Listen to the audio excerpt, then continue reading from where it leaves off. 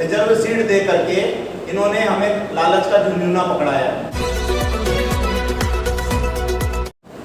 क्या हम पे लागू होना चाहिए या नहीं होना चाहिए?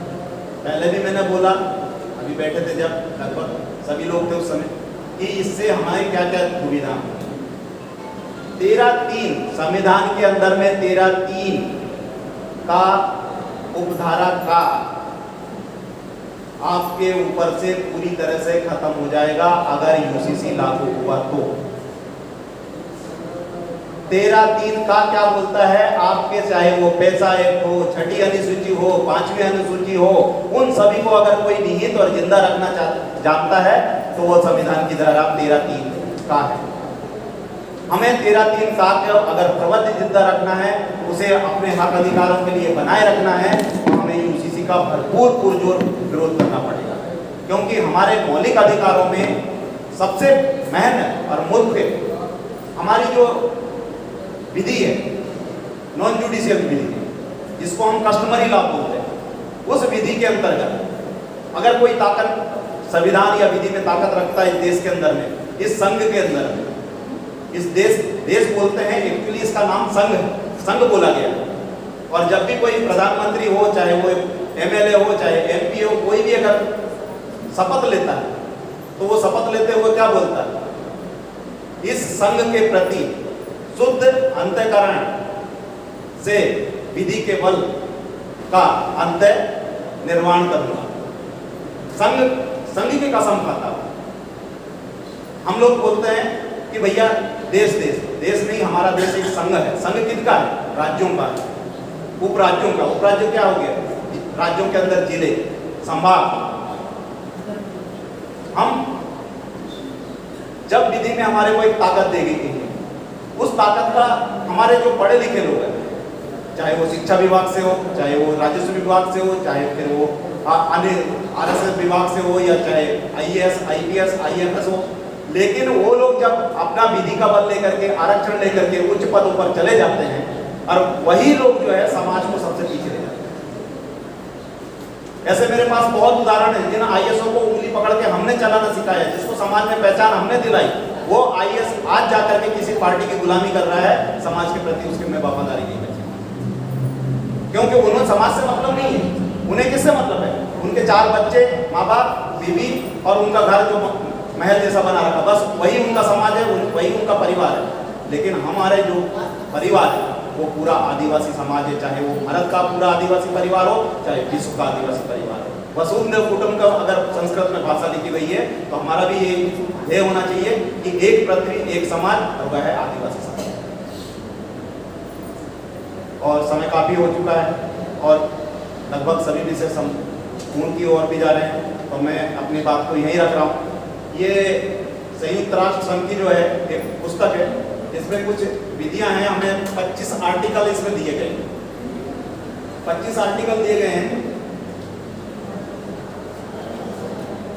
जो 244 आर्टिकल है भारत की विधि का, वही 25 के 25 आर्टिकल उसको पूरे करते हैं।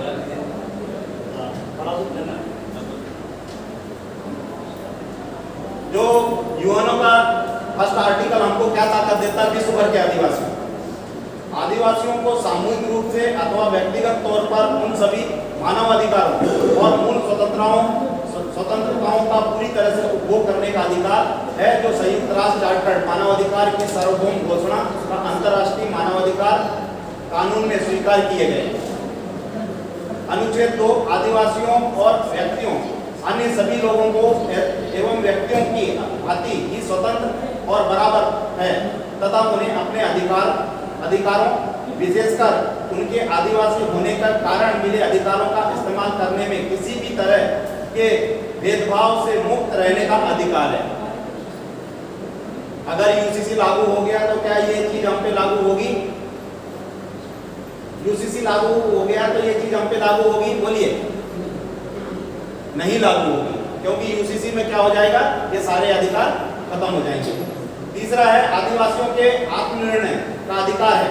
इस अधिकार से ही वे अपने राजनीतिक स्थिति स्वतंत्र रूप से तय करते हैं और अपने आर्थिक, सामाजिक और सांस्कृतिक विकास के प्रयास कर सकते हैं। अभी आप लोगों को एक शब्द इसमें आया है राजनीतिक अधिकार, स्थिति में स्वतंत्र। हमें सिर्फ एक रिजर्व सीट दे करके इन्होंने हमें लालच का झुंझुना पकड़ाया है। रिजर्व सीट अगर है तो वहां पार्टियां क्यों? अगर रिजर्व सीट है तो वहां पार्टियां क्यों? रिजर्व सीट का मतलब क्या होता है? हमें दो वोट पद्धति, 1932 तक हमको दो वोट पद्धति थी, और जिसके लिए जो है गोमनाम महाराज डॉक्टर जयपाल हुड्डा जी, जिन्होंने भरपूर कोशिश किया था कि वो हमको लागू हो, लेकिन बाबा साहब और उनके बीच में कुछ मतभेद हुए थे। इसी वजह से हमें दो वोट पद्धति नहीं रहने दी, क्योंकि हमें स्वसत्ता इसलिए कहा गया था। आदिवासी क्षेत्रों की स्वसत्ता हम खुद से चुने, गांव का सरपंच हम चुने, 4 गांव का जनपद सदस्य हम चुने, 50 गांव का जिला पंचायत सदस्य हम चुने, और विधायक हमारे क्षेत्र का हम चुने।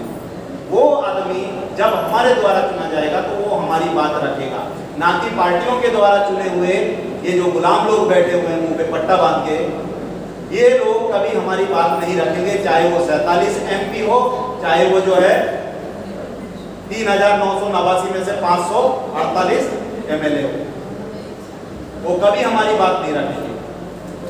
बस मैं अपनी बात को जो है यहीं पे विराम दूंगा, और सभी को बहुत बहुत सेवा जोहार।